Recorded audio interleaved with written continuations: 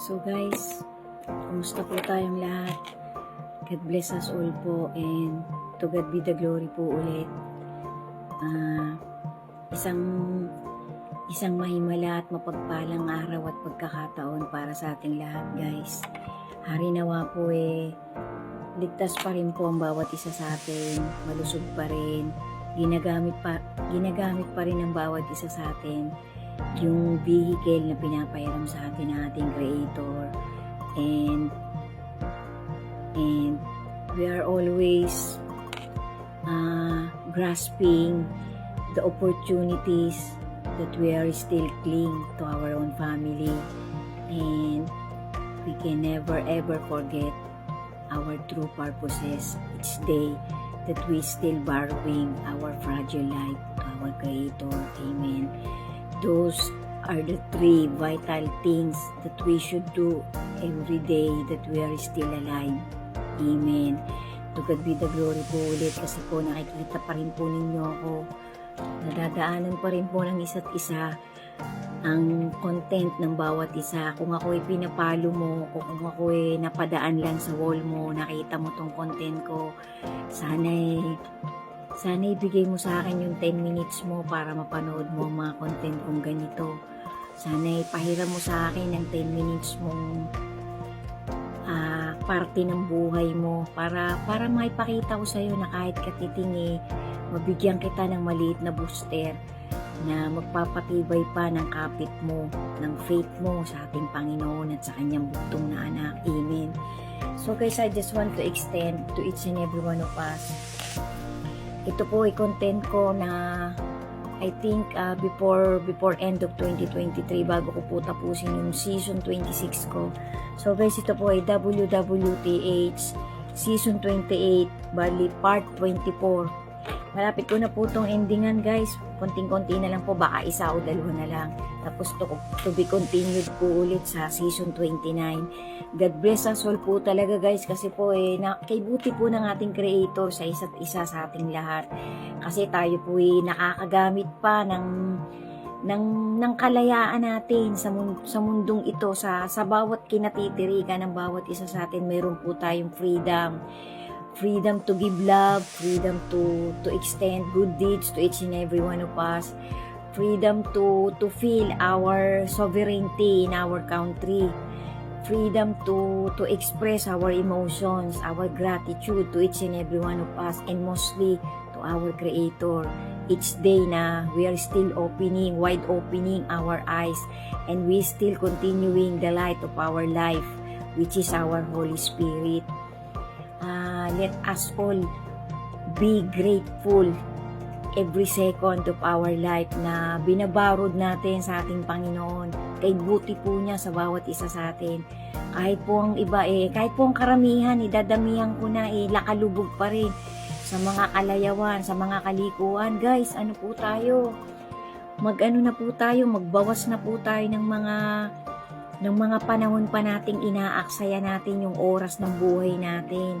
Ipakita na po natin kapitan po natin ng kapitan ng mahigpit ang tiwala natin at pagmamahal natin sa ating Creator. Habang payapa pa po ang paligid ng bawat kinatitirikan ng ating buong pamilya, ang bawat lugar, kung nasaan ka man, kung anong kontinente ka man, na nakikita mo ang content kong ganito, pagsikapan na natin talagang ang buhay natin ialay na natin sa ating Creator.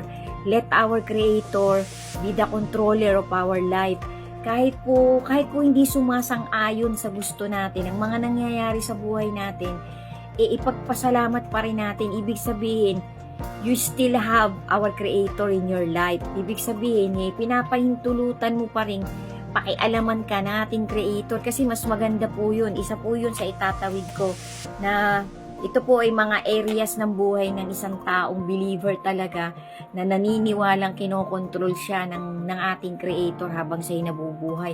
Mas maganda pong ang Panginoon ang magkontrol o ang magmaneho ng buhay natin kaysa tayo.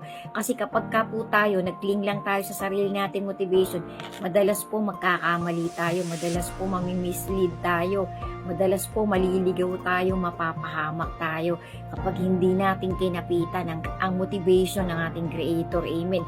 Facts po yan guys, totoo po yan. Ngayon, kung ikaw ay nagdududa sa mga itinatawid kong life coach motivation, insights, POV, may kalayaan tayong mag-research, may kalayaan tayong kung ayaw mong panoorin ang mga ganito kong content na nag-duration ng 10 minutes, kung ayaw mong pakinggan ang maliit kong life lesson na nakaramihan ang context ng content kong ganito ay Bible verses talaga na hinango ko din sa mga nadinig kong mga pagtatawid ng mga dokumentary ng mga tapat na tao na may banal na takot sa ating Creator at sa kanyang bugtong na anak.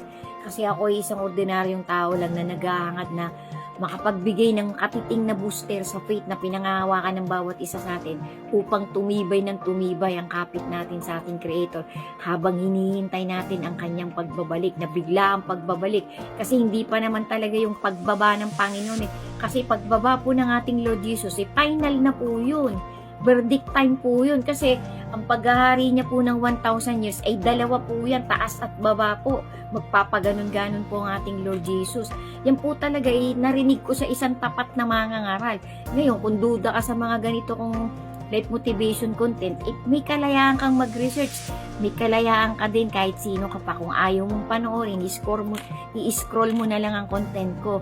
Kaysa mag-comment ka pa ng masama, masaktan pa yung nakakadinig na di natin nakikita, o kaya magbuyo pa yung masama ng mas masama pang negativity sa'yo, magkakasala ka lang. Huwag mo na lang panoorin, i-scroll mo na lang, lampasan mo na lang. Kasi mas maganda ganun ang gawin natin, guys. Let always be discreet in our saying, in our thoughts, in our moves, in our doings. Kasi kapag nagsalita ka pa ng pangit, sabi nga, kung wala kang magandang sasabihin, pigilan mo ang bibig mo. Kasi anumang lumalabas sa bibig natin, nagkakaroon tayo ng astray, nagkakaroon tayo ng misleading thoughts, nagkakaroon tayo ng kasalanan. Kasi nagbibitaw tayo ng mga salitang minsan, taklesa yung pagbibitaw natin. Pagka po yan inadinig ng masama, mangyayari po yan. Magkakatotoo po yan. Kaya nga sabi nga po always be positive in every thoughts, in every doings, in every sayings, in every words na lalabas sa bibig mo. Sabi nga po ng ating Panginoong Hesukristo hindi kasalanan yung pumapasok sa ating bibig. Ang kasalanan ay yung lumalabas. Kasi yung lumalabas sa ating bibig ay galing na yan sa puso natin.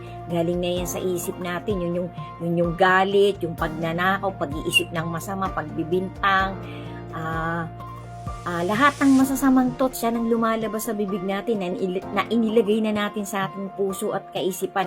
Yan ang kasalanan, yan ang nagpapalubog sa isang tao para sa mapalayo sa lingap ng ating Creator. Amen. Facts po yan, guys. Nakalimutan ko na lang kung anong verses yan Nasa Old and New Testament yan, guys. Nailagay ko na rin po yung verse na yan sa mga dati ko pang content. Hindi ko na lang po matandaan. Kasi hindi ko nga po talaga minememorize yung mga verses.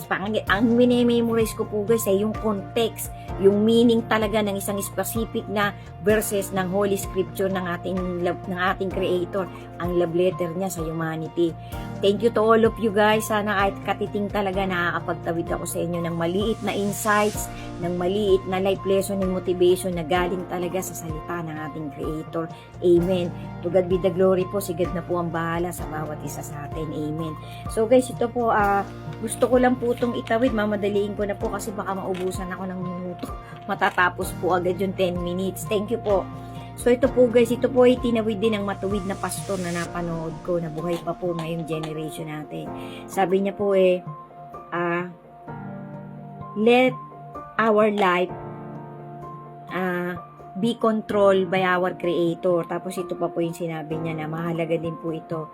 Trust our life to our Creator. Ang una po trust God's words.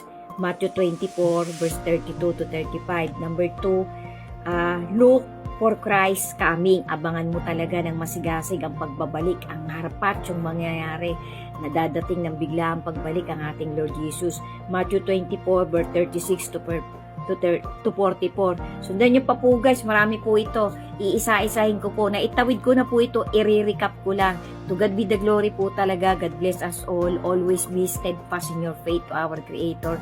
And always open your communication to our Creator. Pray a lot po. Amen. God bless us all po ulit, and to God be the glory. Amen.